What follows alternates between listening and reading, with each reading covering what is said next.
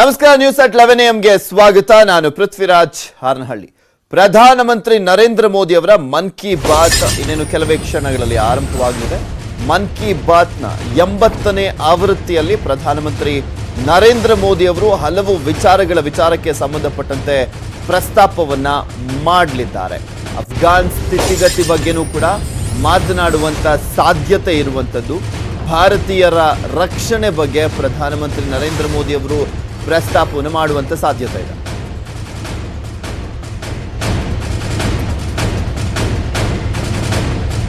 ವಾಯುಪಡೆಗೆ ಧನ್ಯವಾದವನ್ನ ಹೇಳುವಂತ ಸಾಧ್ಯತೆ ಕೂಡ ಇದೆ. ಅದರ ಜೊತೆಗೆ ಈಗ ಆಲ್ರೆಡಿ ಒಲಿಂಪಿಕ್ಸ್ನಲ್ಲಿ ಟೋಕಿಯೋ ಒಲಿಂಪಿಕ್ನಲ್ಲಿ ಪದಕ ವಿಜೇತರಿಗೆ ಮತ್ತೊಮ್ಮೆ ಶುಭಾಶಯವನ್ನ ಹೇಳುವಂತ ಸಾಧ್ಯತೆ ಇರುವಂಥದ್ದು. ಮತ್ತು ಒಂದ್ ಕಡೆ ಪ್ಯಾರಾಲಿಂಪಿಕ್ ಬೇರೆ ನಡೀತಾ ಇರುವಂಥದ್ದು. ಈ ಸಂದರ್ಭದಲ್ಲಿ ಅವರಿಗೂ ಕೂಡ ಮತ್ತೊಮ್ಮೆ ಶುಭಾಶಯ ಹೇಳುವಂತ ಸಾಧ್ಯತೆ ಇದೆ. प्यारे देशवासियों, नमस्कार।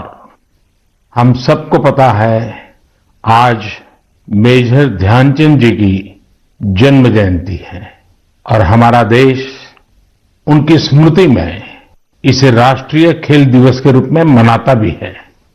मैं सोच रहा था कि शायद इस समय मेजर ध्यानचंद जी की आत्मा जहां भी होगी बहुत ही प्रसन्नता का अनुभव करती होगी, क्योंकि दुनिया में भारत की हॉकी का डंका बजाने का काम ध्यानचंद जी की हॉकी ने किया था। और 4 दशक बाद करीब 41 साल के बाद भारत के नौजवानों ने, बेटे और बेटियों ने हॉकी के अंदर फिर से एक बार जान भर दी। और कितने ही पदक क्यों न मिल जाए, लेकिन जब तक हॉकी में पदक नहीं मिलता भारत का कोई भी नागरिक विजय का आनंद नहीं ले सकता है। और इस बार ओलंपिक में हॉकी का पदक मिला, 4 दशक के बाद मिला। आप कल्पना कर सकते हैं मेजर ध्यानचंद जी के दिल पर, उनकी आत्मा पर, वो जहां होंगे वहां कितनी प्रसन्नता होती होगी। और ध्यानचंद जी का पूरा जीवन खेल को समर्पित था।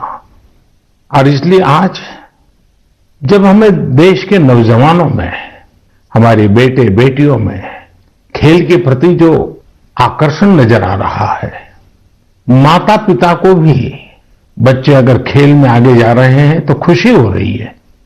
ये जो ललक दिख रही है ना, मैं समझता हूं यही मेजर ध्यानचंद जी को बहुत बड़ी श्रद्धांजलि है।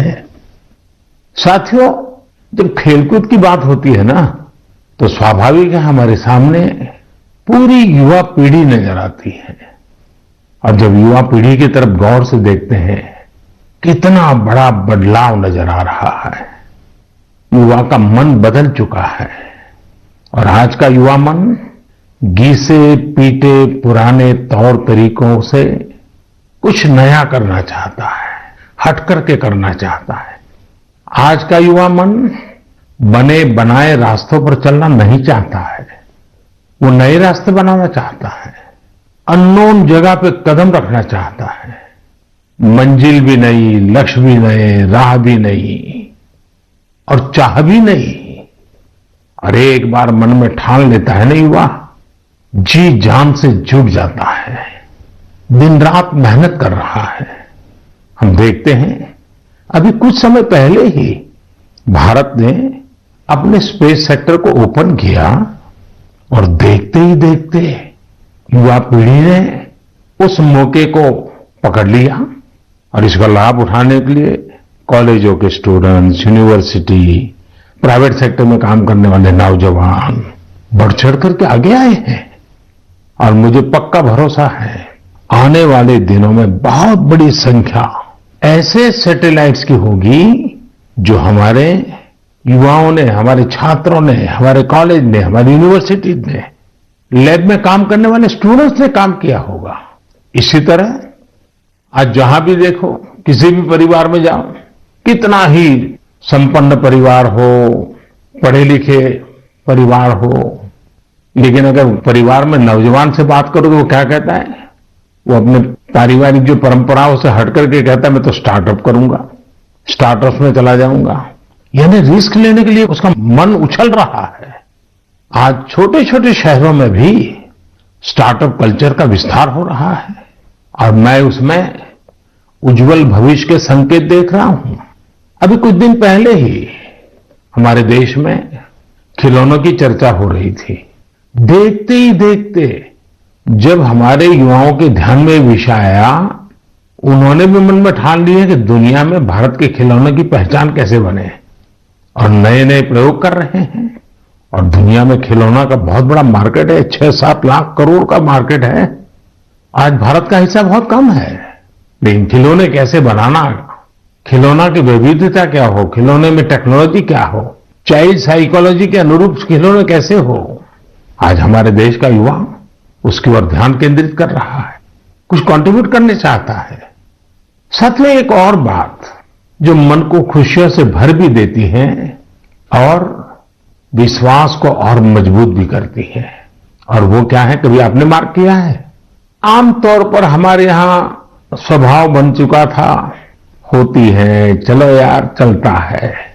लेकिन मैं देख रहा हूं मेरे देश का युवा मन अब सर्वश्रेष्ठ की तरफ अपने आप को केंद्रित कर रहा है, सर्वोत्तम करना चाहता है, सर्वोत्तम तरीके से करना चाहता है। ये भी राष्ट्र की बहुत बड़ी शक्ति बनकर उभरेगा। साथ ही इस बार ओलंपिक ने बहुत बड़ा प्रभाव पैदा किया है। ओलंपिक के खेल पूरे हुए, अभी पैरालंपिक चल रहा है। देश को हमारे इस खेल जगत में जो कुछ भी हुआ, विश्व की तुलना में भले कम होगा, लेकिन विश्वास भरने के लिए तो बहुत कुछ हुआ। आज युवा सिर्फ स्पोर्ट्स की तरफ देख ही रहा, ऐसा नहीं है, लेकिन वह उससे जुड़ी संभावनाओं की भी और देख रहा है, उसके पूरे इकोसिस्टम को बहुत बारीकी से देख रहा है, उसके सामर्थ्य को समझ रहा है और किसी न किसी रूप में खुद को जोड़ना भी चाहता है।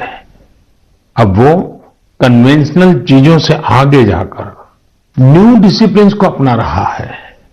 और मेरे देशवासियों, जब इतना मोमेंटम आया है, हर परिवार में खेल की चर्चा शुरू हुई है, आप ही बताइए मुझे, क्या ये मोमेंटम को अब थमने देना चाहिए, रुकने देना चाहिए? जी नहीं, आप भी मेरी तरह ही सोचते होंगे। अब देश में खेलकूद, स्पोर्ट्समैन स्पिरिट अब रुकना नहीं है। इस मोमेंटम को पारिवारिक जीवन में, सामाजिक जीवन में, राष्ट्र जीवन में स्थायी बनाना है, ऊर्जा से भर देना है, निरंतर नई ऊर्जा से भरना है। घर हो, बाहर हो, गांव हो, शहर हो, हमारे खेल के मैदान भरे हुए होने चाहिए। सब खेलें, सब खिलें।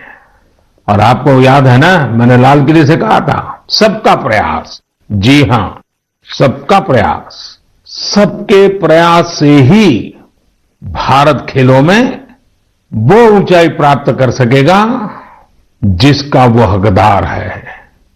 मेजर ध्यानचंद जी जैसे लोगों ने जो राह बताई है, उसमें आगे बढ़ना हमारी जिम्मेवारी है। बरसों बाद देश में ऐसा कालखंड आया है कि खेलों के प्रति परिवार हो, समाज हो, राज्य हो, राष्ट्र हो, एक मन से सब लोग जुड़ रहे हैं। मेरे प्यारे नौजवानों, हमें इस अवसर का फायदा उठाते हुए अलग अलग प्रकार के स्पोर्ट्स में महारत भी हासिल करनी चाहिए। गांव गांव खेलों की स्पर्धाएं निरंतर चलती रहनी चाहिए। स्पर्धा में से ही खेल विस्तार होता है, खेल विकास होता है, खिलाड़ी भी उसी में से निकलते हैं। आइए हम सभी देशवासी इस मोमेंटम को जितना आगे बढ़ा सकते हैं, जितना योगदान हम दे सकते हैं, सबका प्रयास, इस मंत्र से साकार करके दिखाएं। मेरे प्यारे देशवासियों, कल जन्माष्टमी का महापर्व भी है। जन्माष्टमी का यह पर्व यानी भगवान श्री कृष्ण के जन्म का पर्व। हम भगवान के सब स्वरूपों से परिचित हैं। नटखट कन्हैया से लेकर के विराट रूप धारण करने वाले कृष्ण तक, शास्त्र सामर्थ्य से लेकर के शस्त्र सामर्थ्य वाले कृष्ण तक, कला हो, सौंदर्य हो, माधुर्य हो, कहां कहां कृष्ण है। लेकिन ये बातें मैं इसलिए कर रहा हूं कि जन्माष्टमी से कुछ दिन पूर्व मैं एक ऐसे दिलचस्प अनुभव से गुजरा हूं, तो मेरा मन करता है मैं ये बातें आपसे करूं। आपको याद होगा, इस महीने की 20 तारीख को भगवान सोमनाथ मंदिर से जुड़े निर्माण कार्यों का लोकार्पण किया गया है। सोमनाथ मंदिर से 3-4 किलोमीटर दूरी पर ही भालका तीर्थ है। ये भालका तीर्थ वो है जहां भगवान श्री कृष्ण ने धरती पर अपनी अंतिम पल बिताई थी। एक प्रकार से इस लोक की उनकी लीलाओं का वहां समापन हुआ था। सोमनाथ ट्रस्ट द्वारा उस सारे क्षेत्र में विकास के बहुत सारे काम चल रहे हैं। मैं भालका तीर्थ और वहां हो रहे कार्य के बारे में सोच ही रहा था कि मेरी नजर एक सुंदर सी आर्ट बुक पर पड़ी। यह किताब मेरे आवास के बाहर कोई मेरे लिए छोड़कर गया था। इसमें भगवान श्री कृष्ण के अनेकों रूप, अनेकों भव्य तस्वीरें थी, बड़ी मोहक तस्वीरें थी और बड़ी मीनिंगफुल तस्वीरें थी। मैंने किताब के पन्ने पलटना शुरू किया तो मेरी जिज्ञासा जरा और बढ़ गई। जब मैंने इस किताब और इन सारे चित्रों को देखा और उस पर मेरे लिए एक संदेश लिखा तो वो जब पढ़ा तो मेरा मन कर गया कि उनसे मैं मिलूं जो ये किताब मेरे घर के बाहर छोड़ के चले गए हैं, मुझे उनको मिलना चाहिए। तो मेरी ऑफिस में उन्होंने संपर्क किया, दूसरे ही दिन उनको मिलने के लिए बुलाया और मेरी जिज्ञासा इतनी थी आर्ट बुक को देख करके, श्री कृष्ण के अलग अलग रूपों को देख करके, इसी जिज्ञासा में मेरी मुलाकात हुई जदुरानी दासी जी से। वे अमेरिकन हैं, जन्म अमेरिका में हुआ, लालन पालन अमेरिका में हुआ। जदुरानी दासी जी इस्कॉन से जुड़ी है, हरे कृष्ण मूवमेंट से जुड़ी हुई है और उनकी एक बहुत बड़ी विशेषता है, भक्ति आर्ट्स में वो निपुण है। आप जानते हैं अभी 2 दिन बाद ही ಮತ್ತಷ್ಟು ಸುದ್ದಿಯನ್ನು ನಿಮ್ಮ ಮುಂದೆ ಇಡ್ತಾ ಹೋಗ್ತೀನಿ, ಆದ್ರೆ ಅದಕ್ಕೂ ಮುಂಚೆ ಒಂದು ಸ್ಮಾಲ್ ಬ್ರೇಕ್.